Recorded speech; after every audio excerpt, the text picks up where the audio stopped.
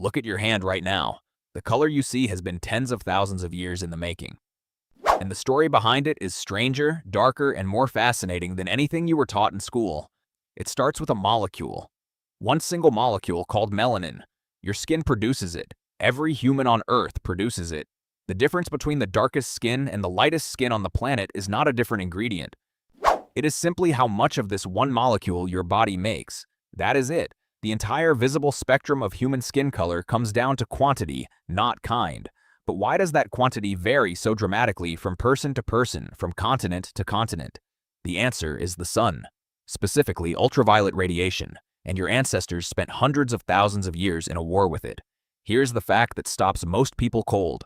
Every human being on Earth originally came from Africa. This is not a theory. It is one of the most thoroughly supported conclusions in all of modern genetics. And in Africa, particularly near the equator, UV radiation from the sun is among the most intense on the planet. Your earliest ancestors lived under that radiation every single day for hundreds of thousands of years.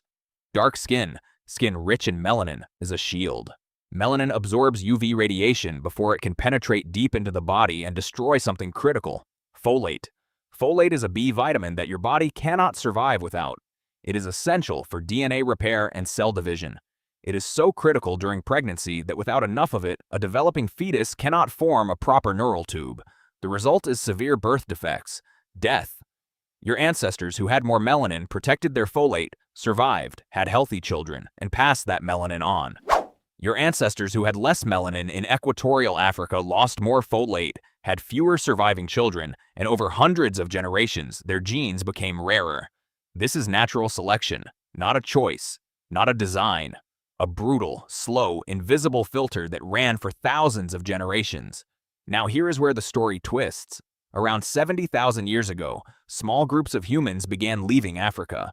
They moved north, into Europe, into Central Asia, into regions where the sun sits lower in the sky, where winters are long, where UV radiation is dramatically weaker.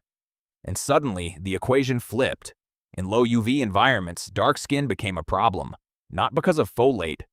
The sun was too weak to destroy it, but because of vitamin D. Your skin produces vitamin D when UV light hits it, and vitamin D is not optional. Without it, your bones do not form correctly. Your immune system collapses. Children develop rickets, adults develop osteomalacia.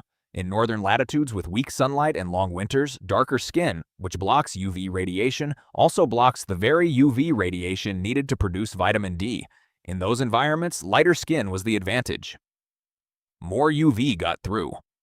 More vitamin D was produced. Children survived, and over thousands of generations, the populations that moved north gradually became lighter. Nina Jablonski, a biological anthropologist at Penn State University, spent years mapping this relationship. What she found was almost perfectly linear. The further a population lived from the equator, the lighter their skin. The closer to the equator, the darker. The map of human skin color and the map of UV radiation intensity are nearly identical. Your skin color is a map of where your ancestors lived. Nothing more, nothing less. But the story has one more layer that most people never hear. In 2010, researchers studying ancient DNA from European skeletons made a discovery that rewrote what scientists thought they knew. Early European hunter-gatherers, people who lived in Europe as recently as 8,000 years ago, had dark skin, not light. These were people who had lived in Europe for thousands of years, and they were still dark-skinned.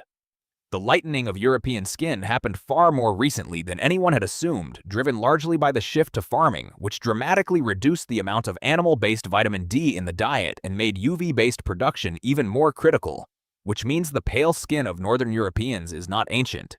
It is recent, a rapid evolutionary response to a new diet and a weak sun. Consider a man named Cheddar Man. He lived in what is now Somerset, England, roughly 10,000 years ago. In 2018, scientists extracted DNA from his fossil and reconstructed his appearance. He had blue eyes, dark curly hair, and dark to dark brown skin. He was, by any measure, an ancient Briton. And he looked nothing like what most people picture when they imagine ancient British people. His DNA told a story that made headlines around the world precisely because it shattered an assumption most people had never even known they were making. The assumption that skin color and geography have always been linked the way they are today. They have not. The human palate has been shifting, adapting, and responding to environments for as long as humans have been moving across this planet. Here's what that means for you right now. The color of your skin was not chosen, it was not assigned, it was calculated by tens of thousands of years of survival math, running silently in the bodies of people who never knew they were making a calculation. They just lived, they just survived, or they did not. And the ones who did passed something forward. You are carrying the result of that calculation in the color of your hand right now. Look at it again. It is not just skin. It is a record of where your people were, what sun they faced, what they ate, what they survived. Every shade on Earth is an answer to the same question. How do we stay alive under this particular sky? The answer just looks different depending on where you ask it.